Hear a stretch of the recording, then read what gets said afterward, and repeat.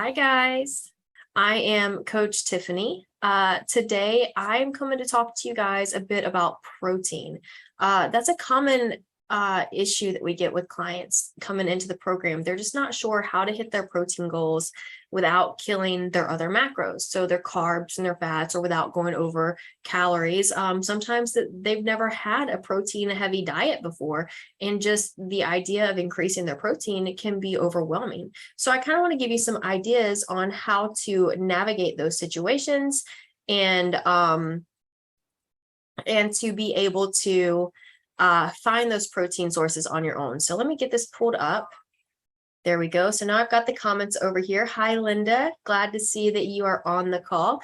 And if you guys have any questions at any point, please feel free to drop them in the comments, and I will respond to them as I can, as they pop up. And then if I don't respond to anything during the Facebook Live, then I will respond to it after the live has ended. So the first thing that I kind of want to talk about is we do have an amazing resource for our for anyone who wants it, really. It's called the High Protein Recipe Pack. I'm not going to go through and give you all of these recipes for free because it is an add-on thing that you would have to purchase. So if you're interested in that, we can post that link in the comments below. There are amazing recipes in here, like omelet wraps, smoked salmon with feta and asparagus omelets. Like, we've got breakfast, we've got lunches, we've got dinners, we've got grains, we've got veggies, like Mexican fried rice, cherry sorbet, protein fruit bowls, all kinds of things in here.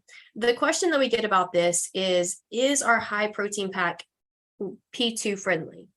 No, it's not designed specifically for P2. However, that does not mean that you cannot modify things to make it P2 friendly. And I kind of want to talk about how we're able to do that.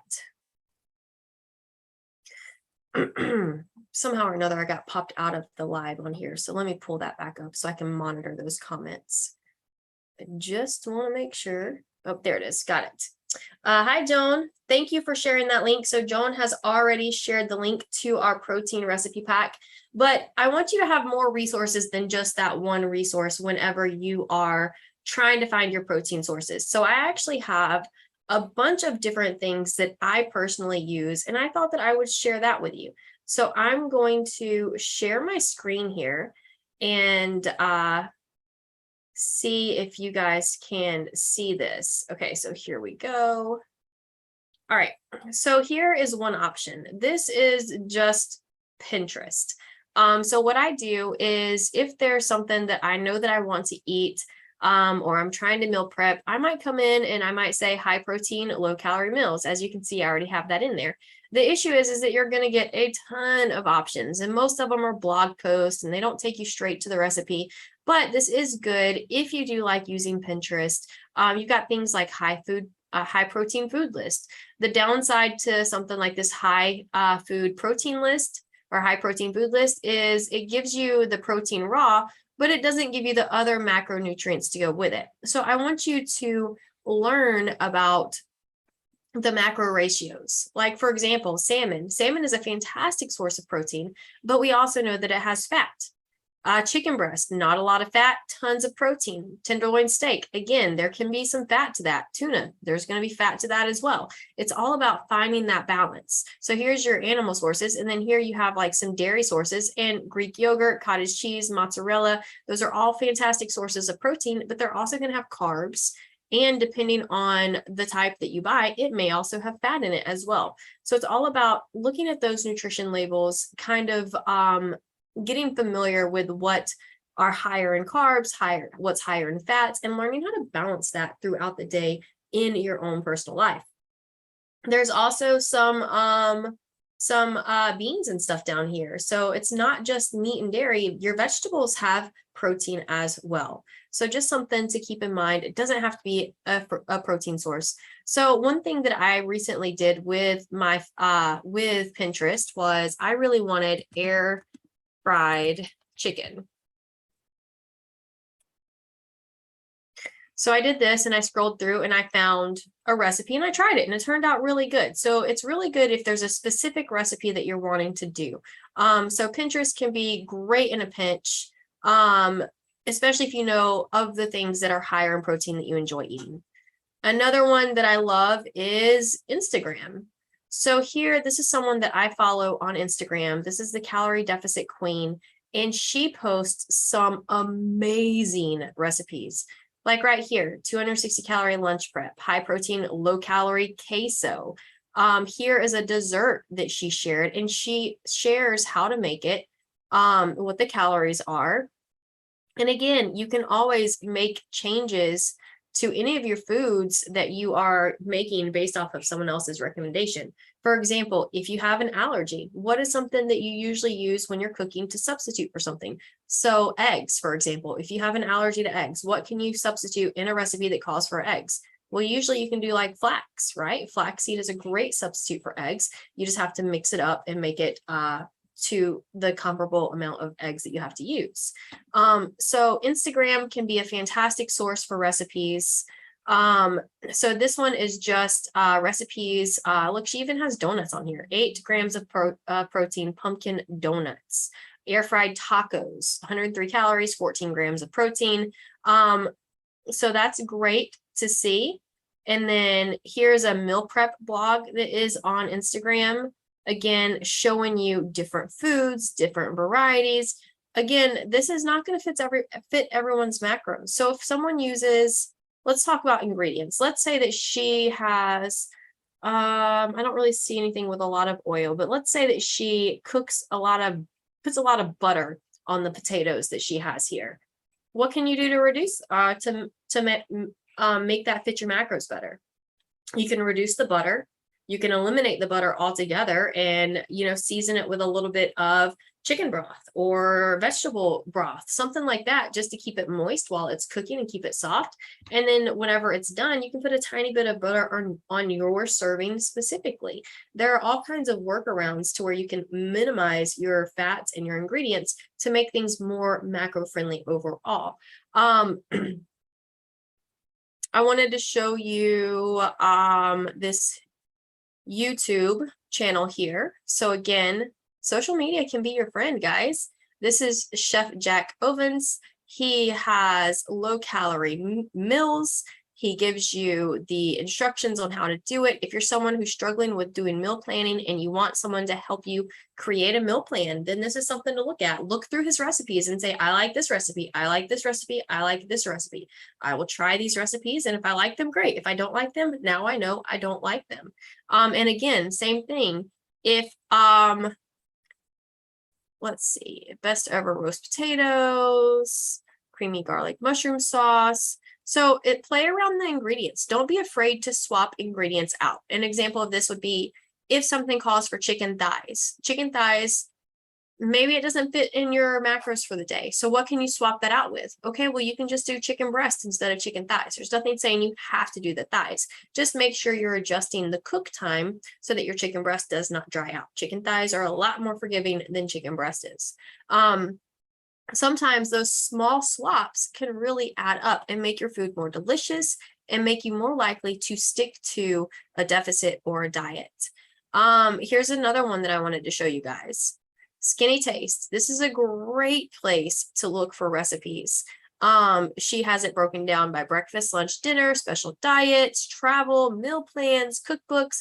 I wouldn't recommend following a meal plan because that does not teach you to eat for life.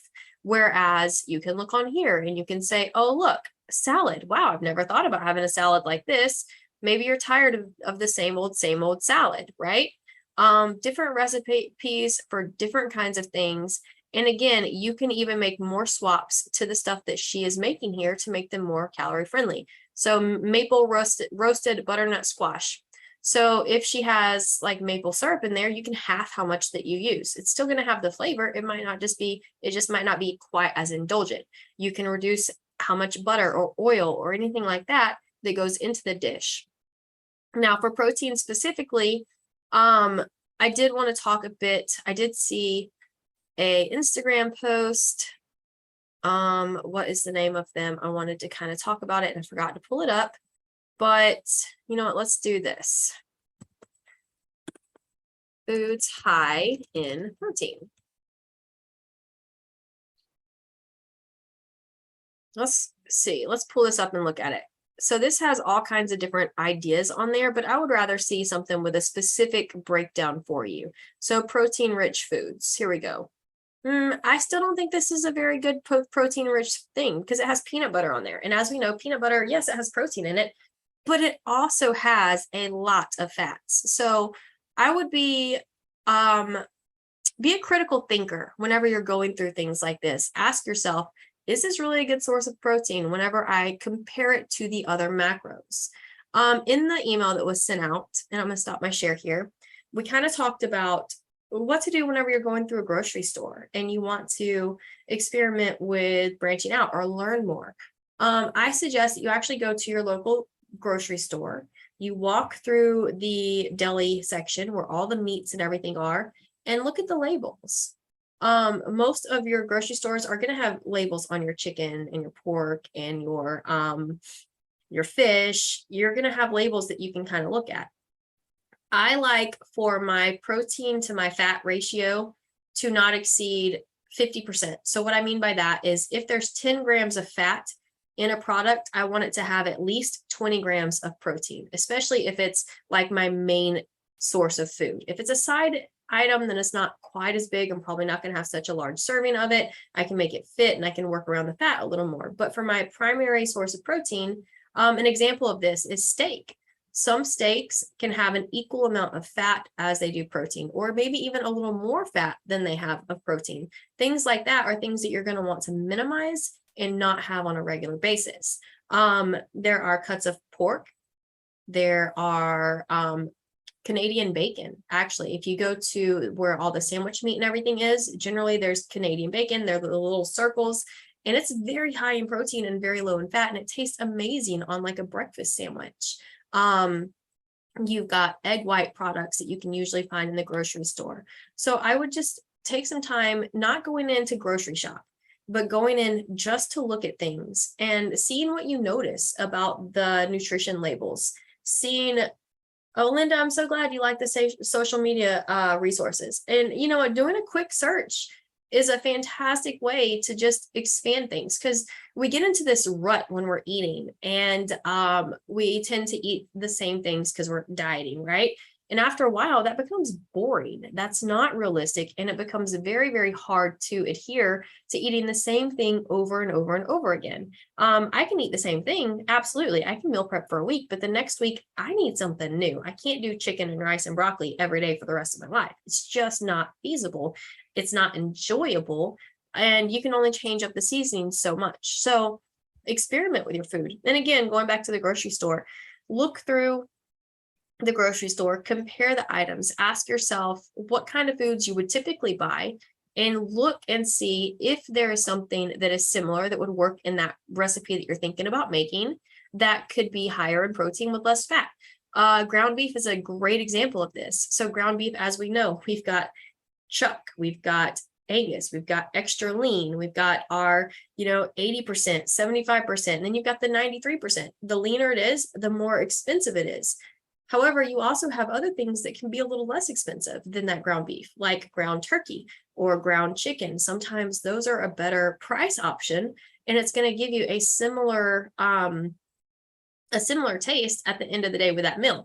There was one meal prep guy that I watched on YouTube, and I can't think of his name, but he actually made his own sausage just by taking he took ground turkey, and he wanted to make it taste like pork sausage, and he added seasonings to it, and he cooked it in with that seasonings.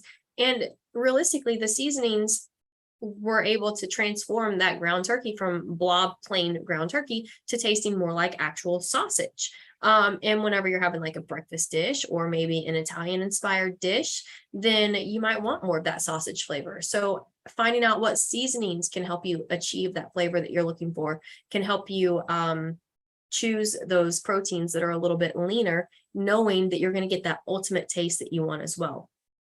Something else that I do personally with my meats is if I'm making burgers at home, I will grab turkey and I'll grab ground beef and I'll mix it together. And then I get the beef and I get the turkey and it's not overly dry and I still have the flavor. So I do that if I make meatloaf or anything like that as well, because it increases the protein without necessarily making the fats go up any higher. So it's all about finding those little swaps and balances that work well for you.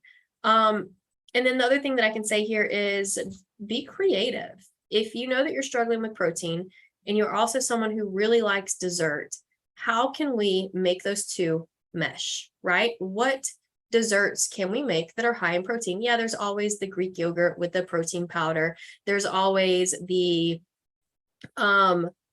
cottage cheese adding protein powder in as well. But maybe you don't want that. Maybe you want a cake. Maybe you want a pancake. Make yourself some protein heavy pancakes. You can take protein or pancake mix and mix protein powder into it. And then you can have fruit on top of it instead of syrup, or you can have sugar-free syrup.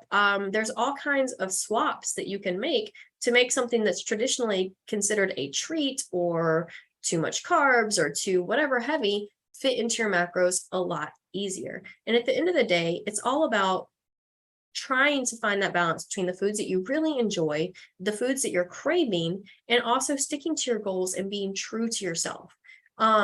If we're always ignoring our cravings and ignoring the things that we really want, chances are eventually that's going to backfire on us. So be true to yourself. Try to find ways to make those protein treats fit. And again, Google and Pinterest and social media, they can be your friend for finding a ton of resources. And if you make something and it seems to be a little bit high on your protein or high on the fats and low on the protein, ask yourself, what can I do differently next time? If I want to make this again, if I want to focus on continuing to increase my protein intake, how can I change this recipe slightly so that my protein is higher, it still tastes really good, and my carbs and my fats are lower?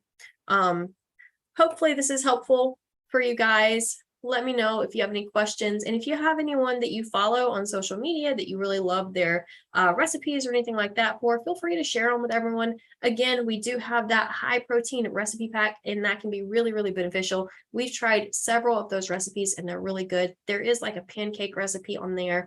One of my favorite chicken and rice recipes is on there. It does use chicken thighs, but I actually swapped that out and used chicken breast in it instead to make it higher in protein, and it tastes amazing. But there's definitely all kinds of things that you guys can try. If you have any questions about specific swaps for your protein, I'm happy to help you out with that as well. Just drop some comments in the comment box below. All right, guys. Well, that's all that I've got for you. Thanks for coming and listening to my little protein talk. Hopefully you have a fantastic day, and I hope to talk to you guys all next week. See you soon. Bye.